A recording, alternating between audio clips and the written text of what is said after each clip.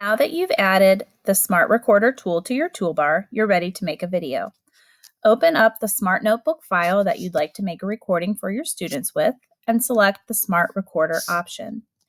You're going to see a small window pop up on your screen, usually on the top right, and this is our menu for Smart Recorder. Before you begin your video, you need to select the area of the screen you'd like to record.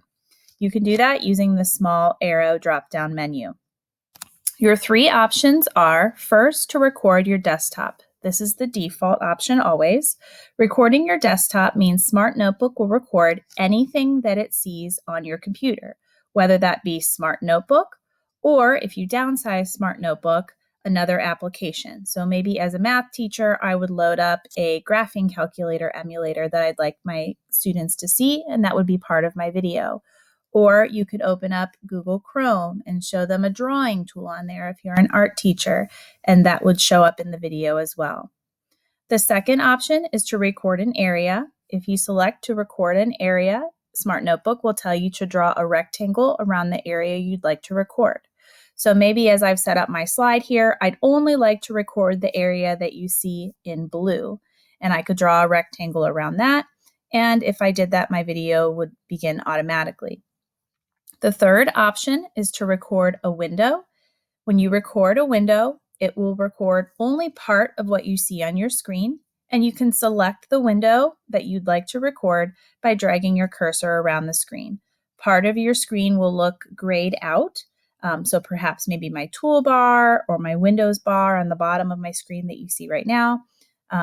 That piece that would be in gray is the part that Smart Notebook would record. I'd like to record my whole desktop, so I'm going to hit the red button to begin.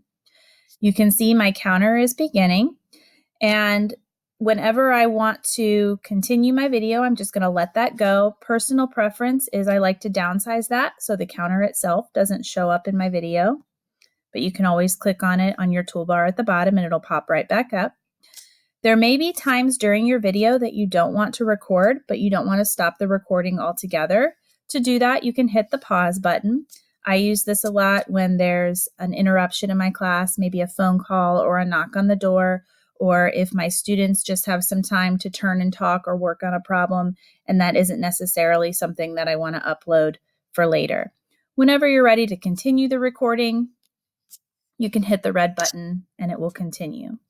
As soon as you've decided your recording is complete, you can hit the stop button, and you can see it's going to give me an option as to where to save it. I'm going to save it in my Smart Notebook recording. I'll just kind of overwrite that right now. Save. I'll replace the one I had earlier. And you can see it begin saving it. Depending on how long your video is, this could take up to 5 minutes. Once it's saved, you can choose to play the recording immediately. When you play the recording immediately, it will open something like a Windows Media Player on your computer and do so, or you can just hit OK and it'll save your file. A few other tips of the trade. When I'm making a recording in Smart Notebook, I already mentioned I like to downsize my recording icon. I also like to make my slides as large as possible for my students to see when they are uploaded later. To do that, you can hit the screen options. This is the little computer screen with a magnifying glass, and select full screen. If you don't see the whole slide show up, to the right of the 3 dots on the bottom, you're going to see a little icon with double arrows. If I hit double arrows, it's going to fit the width of my window. And if I hit it again, this is my preferred view, I'm going to see the height of the window. When you're in this full screen mode, you can still access all of your tools by hitting the 3 dots. So maybe I want to write on my slide as I'm presenting to my students.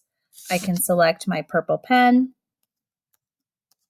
and I can still completely access all of my tools.